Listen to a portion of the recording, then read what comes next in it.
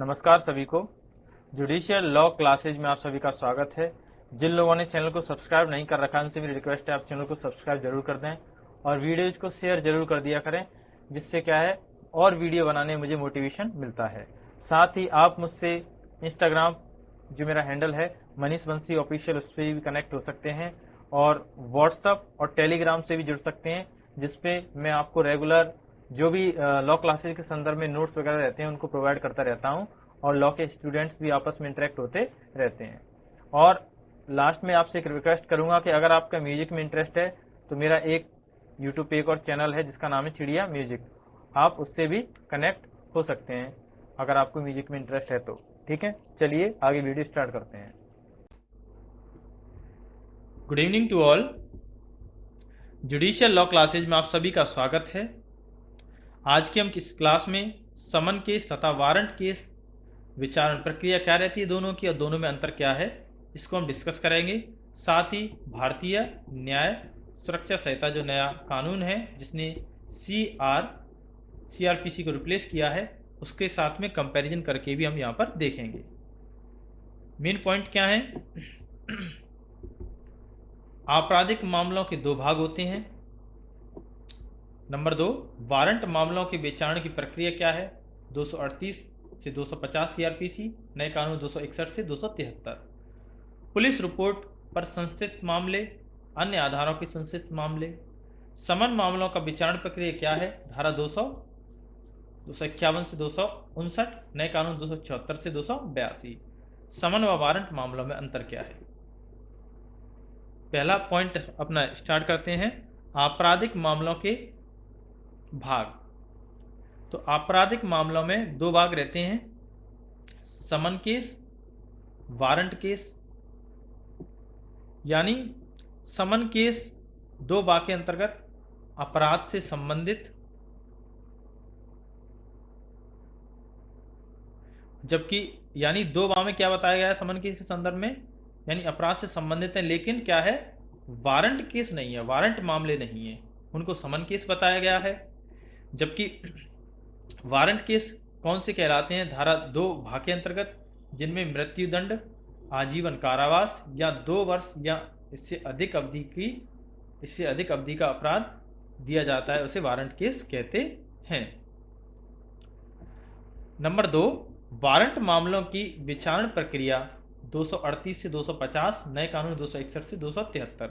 Warrant मामलों की तो विचारण प्रक्रिया को दो भागों में बांटा गया है। विचारण प्रक्रिया पुलिस रिपोर्ट पर आधारित और पुलिस रिपोर्ट से भिन्न प्रक्रिया। तो पुलिस रिपोर्ट पर आधारित प्रक्रिया क्या रहती है वारंट के संदर्भ में? तो अभियुक्त को पुलिस रिपोर्ट व अन्य दस्तावेज की प्रतियां देना। वारंट केस में अभियुक्त को पुलिस रिपोर्ट या अन्य दस्तावेजों की प्रतियां देना, जिसे चालान, चार्जशीट, आरोप पत्र की नकल कहते हैं। ये धारा 238 में बताया गया है, नए कानून 261 में। दूसरा बिंदु क्या है इसमें? आरोप निराधार होने पर अभियुक्त को उन्मोचित कर दिया जाए, 239, नए कानून 262। नई बात क्या ऐड की गई है इसमें नए कानून में? विचारण शुरू होने के 60 दिन के भीतर उन्मोचन हेतु आवेदन किया जा सकता है। अभियुक्त द्वारा विचारण शुरू होने से 60 दिन के भीतर उन्मोचन हेतु आवेदन किया जा सकेगा, ये नई बात ऐड की गई है। आरोप निराधार होने पर अभियुक्त को उन्मोचित किया जाएगा। रिपोर्ट पर विचार, अभियुक्त की परीक्षा, सुनवाई का अवसर, ठीक है, इसे बहस चार्ज के अंतर्गत लाया गया है, देखा जाएगा। थर्ड बिंदु है आरोप की विरचना करना, 240 के अंतर्गत, नए कानून 263 के अंतर्गत।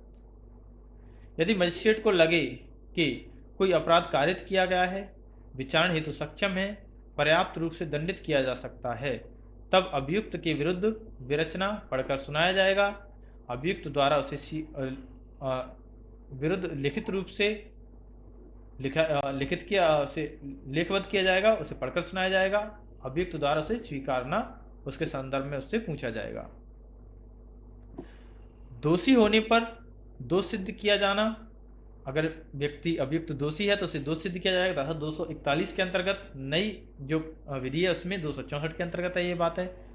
फिफ्थ पॉइंट है अभियोजन कि साक्ष्य लेना, अभियोजन का साक्ष्य लेना 242 के अंतर्गत और नए कानून 265 के अंतर्गत। अभियुक्त दोषी होने पर अभिभाग नहीं करता, वह विचारण चाहता है। अगर अभियुक्त दोषी है, अभिभाग नहीं करता है, वो विचारण चाहता है, तो अभियोजन के पक्ष में साक्ष्य लेखबद्ध किए जाएंगे ऑडियो, वीडियो, इलेक्ट्रॉनिक मीडिया के जरिए।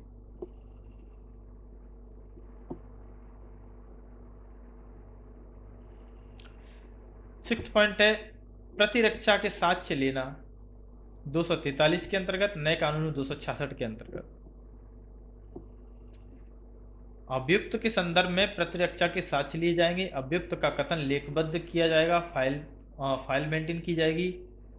अभियुक्त की तरफ से साक्षी न्यायालय की आदेश का पर उन्हें हाजिर किया जाएगा प्रतिरक्षा हेतु।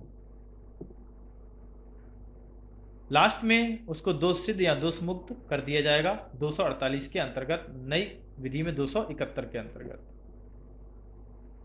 तो ये बेसिकली वारंट संबंधी केस की प्रक्रिया थी, जो पुलिस रिपोर्ट पर आधारित थी। उसकी प्रक्रिया हमने ऊपर पूरी देखी क्या क्या रहती है। जबकि पुलिस रिपोर्ट से भिन्न आधार होने पर प्रक्रिया क्या रहेगी, 244 से 276 के अंतर्गत, नई विधि में 267 से 270 के अंतर्गत। विचारण प्रक्रिया लगभग समान रहती है। अभियुक्त को प्रतिलिपियां देना, निर्णय तक उसी प्रक्रिया का अनुसरण किया जाता है। अंतर सिर्फ इतना है कि धारा 244 नई विधि में 267 के अंतर्गत आरोप विरचित किए जाने से पूर्व अभियोजन पक्ष की साक्ष्य लेखबद्ध किए जाते हैं, जिसे आरोप पूर्व के साक्ष्य कहते हैं। यानी अंतर सिर्फ इतना है कि धारा 244 के अंतर्गत आरोप विरचित किए जाने से पूर्व अभियोजन जो पक्ष है उसका साक्ष्य लेखबद्ध किए जाते हैं, जिसे ही हम आरोप पूर्व साक्ष्य कहते हैं। पुलिस रिपोर्ट मामलों में अन्वेषण के जरिए साक्ष्य एकत्रित किए जाते हैं, जबकि पुलिस रिपोर्ट से भिन्न मामलों में साक्ष्य अभिलेख पर नहीं होते हैं। समन मामलों की विचारण प्रक्रिया क्या रहती है उसको हम देख लेते हैं। 251 से 259, नई विधि में 274 से 282। अभियोग का सारांश सुनाया जाना 251 के अंतर्गत, नई विधि 274, इसे सारांश अभियोग कहते हैं। समन मामलों में अभियोग का सारांश सुनाया जाता है। इसमें नई बात क्या ऐड की गई, अभियोजन आधारहीन होने पर निर्मुक्त किया जाएगा, उसे उन्मोचित किया जाएगा, यह इसका प्रभाव रहता है। दोषी होने के कथन पर दोष सिद्ध करना 252 के अंतर्गत, नई विधि 274। साक्ष्य लेखबद्ध किया जाना 254 के अंतर्गत, नई विधि 277।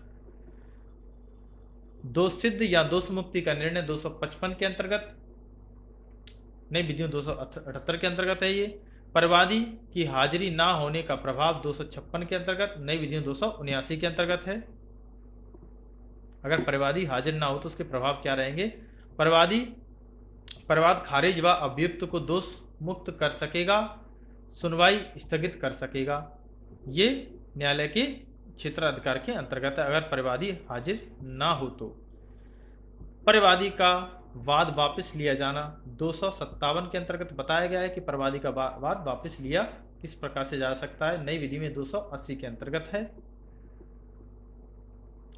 जो लास्ट पॉइंट है वो देख लेते हैं, समन तथा वारंट मामलों में अंतर। समन तथा वारंट मामलों में अंतर क्या है, तो समन मामले अवधि इसमें क्या है, इस मामलों में अवधि 2 वर्ष तक के कारावास की रहती है, जबकि वारंट मामलों में मृत्युदंड, आजीवन कारावास या 2 वर्ष से अधिक की कारावास की अवधियां रहती हैं। विचारण प्रक्रिया इसकी संक्षिप्त है और इसकी विचारण प्रक्रिया संक्षिप्त नहीं है। समन मामलों में औपचारिक आरोप विरचित करना आवश्यक नहीं है, जबकि वारंट मामला में यहाँ आवश्यक है। यहाँ दोष सिद्ध या दोष मुक्त किया जाता है, यहाँ उन्मोचित भी हो सकता है, जिसे डिस्चार्ज कहते हैं इंग्लिश में। यहाँ पुनर्जीवित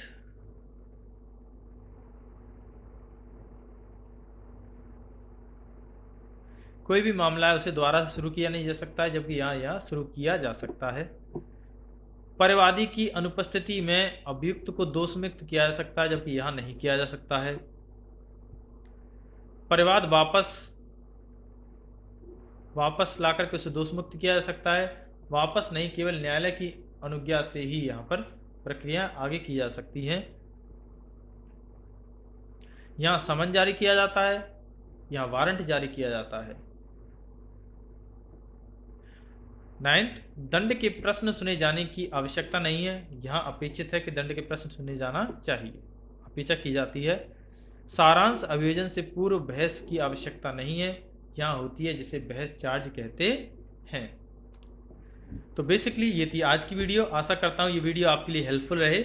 इसी प्रकार की वीडियो के लिए चैनल को सब्सक्राइब जरूर करें और वीडियो को शेयर जरूर कर दें। Thank you.